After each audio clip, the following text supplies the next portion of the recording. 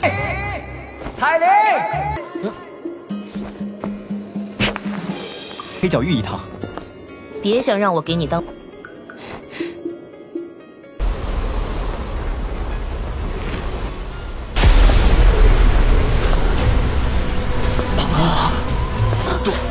杜宗，这个女人，她怎么会出现在这儿？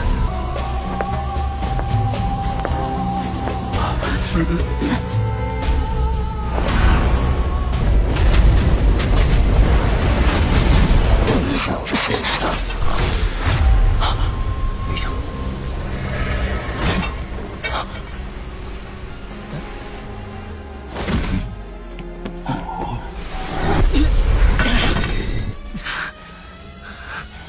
又要救我，又对我这么不客气，这要是这家伙突然出现，韩风这个混蛋现在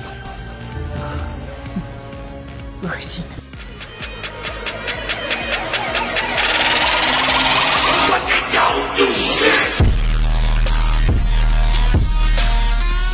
Bahkan Cao Dan tanpa sadar terkejut ketika dia melihat bahwa itu Xiao Yan benar-benar telah menyetujui taruhan ini.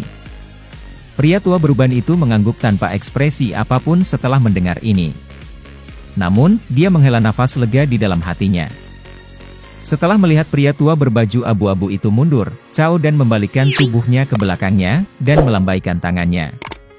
Sekelompok orang itu dengan cepat mundur dan segera menciptakan ruang kosong di halaman depan.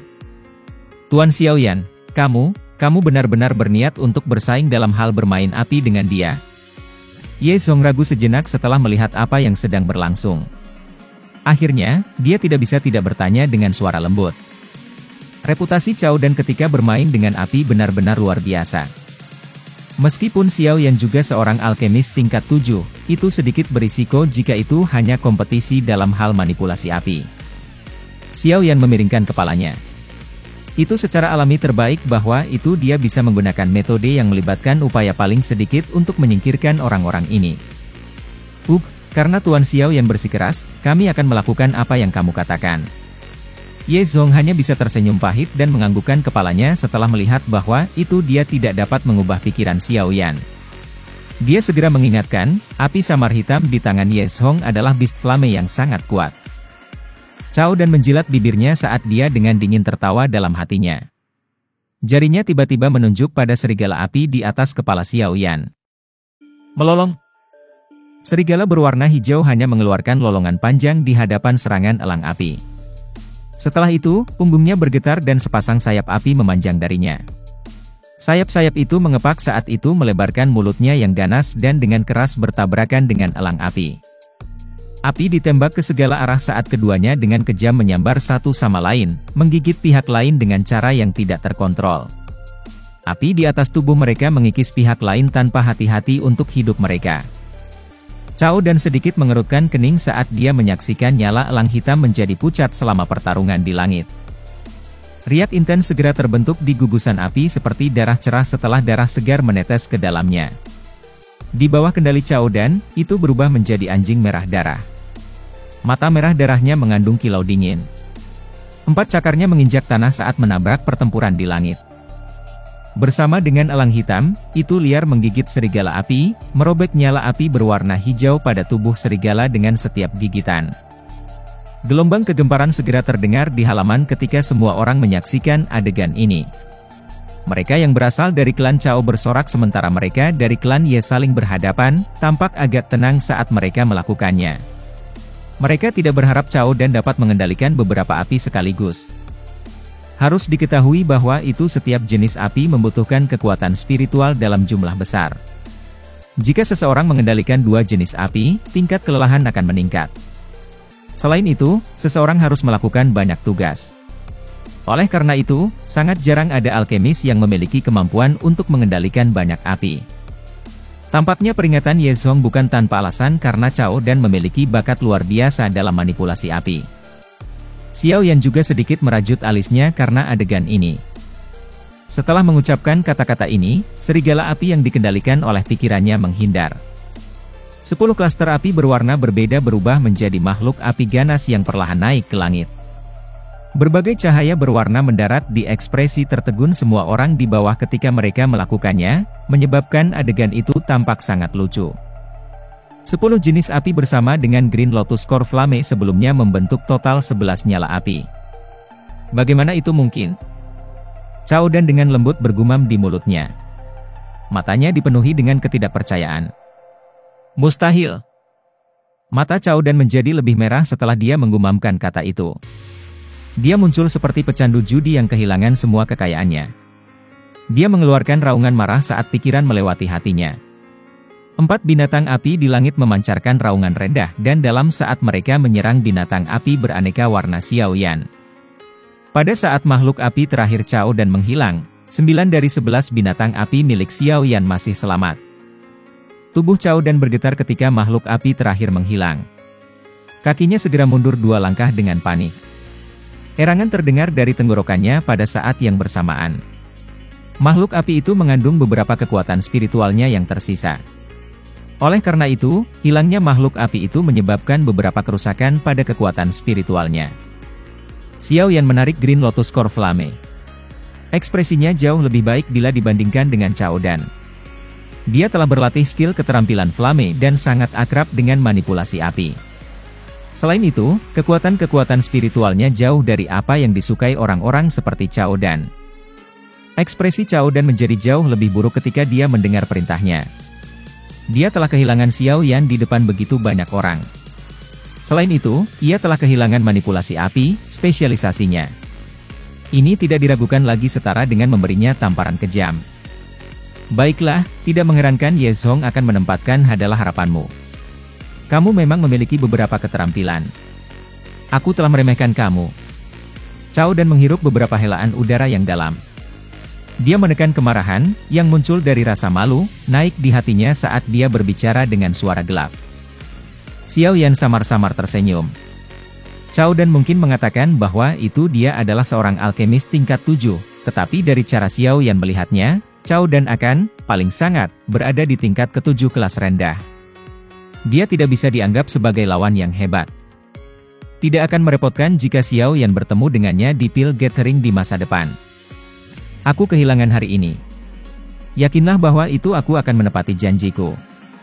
Klan Cao aku tidak akan datang dan menemukan masalah selama beberapa waktu.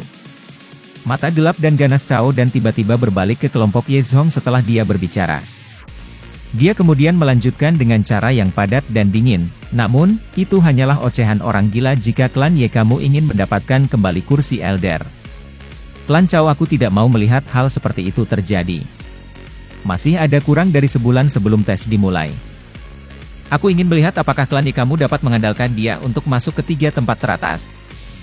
Ekspresi Ye Zhong sedikit berubah. Dia dengan dingin berkata, kamu tidak perlu khawatir tentang masalah ini atas nama klan Ye. Cao Dan dengan dingin tersenyum. Tatapannya langsung mengayun ke Xiao Yan saat dia berkata, Xiao Yan, kamu memang sangat kuat. Namun, aku percaya cepat atau lambat, kamu akan berakhir dengan penyesalan yang menyinggung klan Cao. Sudahkah kamu selesai mengatakan semua yang kamu butuhkan? Jika ya, silakan. Xiao Yan menyilangkan jari-jarinya dan dengan samar-samar memerintahkan tanpa memberi Cao Dan pandangan tambahan. Ekspresi Xiao Yan adalah serius saat dia mengangguk. Tapi Tuan Xiao Yan tidak perlu terlalu takut. Cao Ying itu mungkin kuat, tetapi jika kamu harus bersaing satu sama lain, tidak ada yang akan tahu siapa yang akan keluar sebagai yang teratas selama dia belum mencapai tingkat 8. Kecuali dia telah mencapai level ini, tidak ada jaminan kemenangan. Memperbaiki pil obat kadang-kadang bergantung pada kondisi dan keberuntungan seseorang. Semua orang akan menemui kegagalan. Ye Zhong buru-buru tertawa. Dia berpikir bahwa itu Xiao Yan khawatir setelah melihat dia turun ke dalam keheningan. Xiao Yan sedikit mengangguk. Tier 8 dan Tier 7 adalah dua konsep yang sangat berbeda. Setelah bertahun-tahun, kemungkinan satu-satunya alkemis yang dia temui yang dapat memperbaiki pil obat 8 tingkat adalah Yolo sendiri. Xiao Yan telah bertemu beberapa alkemis tingkat 7 setelah tiba di wilayah Central Plains. Namun, dia belum pernah bertemu seorang alkemis tingkat 8. Itu mungkin bahwa itu bahkan beberapa ahli kelas Douzun harus sangat sopan kepada seorang alkemis dari tier ini.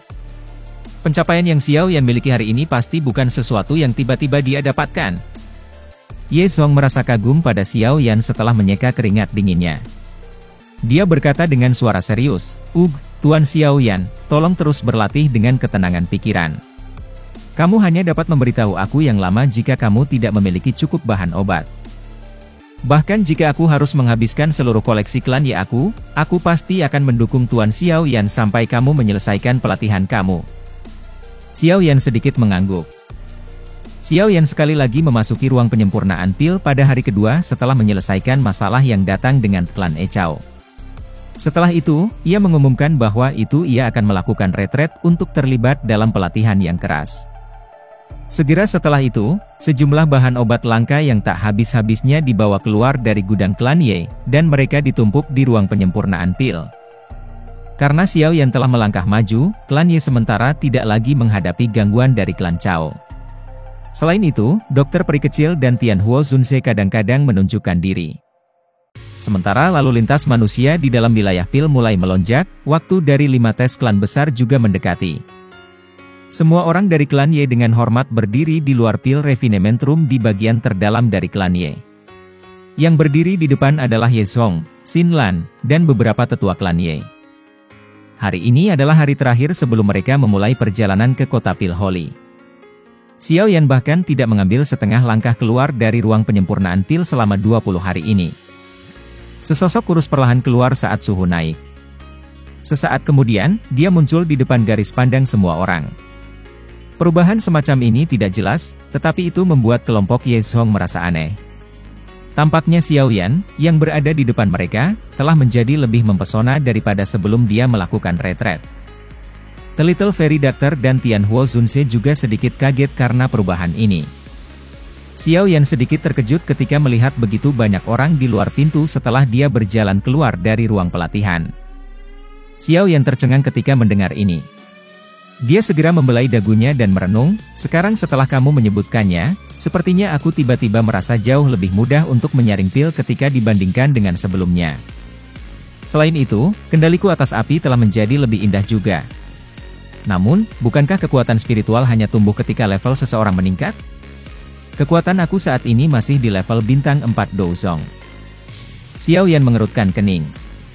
Dia benar-benar tidak pernah mendengar tentang hal ini. Namun, jiwa adalah sumber kehidupan. Tidak ada yang akan ada tanpa jiwa. Jika jiwa seseorang tidak hancur, seseorang masih akan memiliki benang kehidupan. Siapapun akan mempertahankan rasa hormat yang sehat untuk hal misterius semacam ini. Namun, Xiao Yan hanya tahu bahwa itu kekuatan spiritualnya cukup kuat. Dia mengerti sedikit hal lain. Selain itu, Xiao Yan hanya mencapai tingkat seorang alkemis tingkat 5 ketika Yao Lao ditangkap. Pada saat itu, ia tidak memenuhi syarat untuk belajar tentang negara spiritual apapun. Dia tidak memiliki ajaran Yao Lao selama beberapa tahun ini, menyebabkan dia benar-benar tidak mengetahui beberapa informasi yang berkaitan dengan alkemis tingkat puncak. Negara yang disebut spiritual ini adalah salah satu dari hal-hal itu. Apa yang aku katakan kemungkinan adalah sesuatu yang hanya nenek moyang alkemis yang telah mencapai tingkat ke-8 tahu. Suara Tian Huo Zunze menyesal ketika dia selesai berbicara. Namun, kelompok Xiao yang tidak lagi bisa merasakan penyesalan dalam suaranya. Beberapa dari mereka telah terguncang ke dalam keadaan pusing oleh kata-kata yang telah diucapkan Tian Huo Zunze. Selain Ye Zong, yang memiliki beberapa ingatan samar-samar dari spiritual state, semua orang, bahkan The Little Fairy Doctor, merasa sedikit tersesat. Dia baru saja maju ke kelas Douzun. Dalam hal pengalaman, dia tidak dapat bersaing dengan setan tua seperti Tian Huo Zunze. Ini, sepertinya aku juga membaca teori-teori ini di beberapa buku kuno. Namun, mereka tidak menjelaskannya secara detail seperti Tuan Tua Yao. Ketika aku melihat mereka saat itu, aku pikir itu hanyalah kesalahan dan tidak terlalu memperhatikan mereka. Ye Zong akhirnya pulih setelah beberapa saat. Dia berbicara dengan cara yang agak jengkel. Marga klan Maye juga adalah seorang alkemis tingkat 8 saat itu. Namun, dia tidak meninggalkan informasi apapun tentang negara spiritual. Jiwa adalah eksistensi yang sangat misterius. Beberapa alkemis akan benar-benar kehilangan bahkan jika mereka menerobos karena kesempatan yang beruntung. Tian Huo Zunze melirik Xiao Yan dan berkata, sebelumnya kamu tidak memiliki kualifikasi untuk melakukan kontak dengan informasi ini. Awalnya aku berpikir bahwa itu guru kamu akan memberitahu kamu tentang hal itu.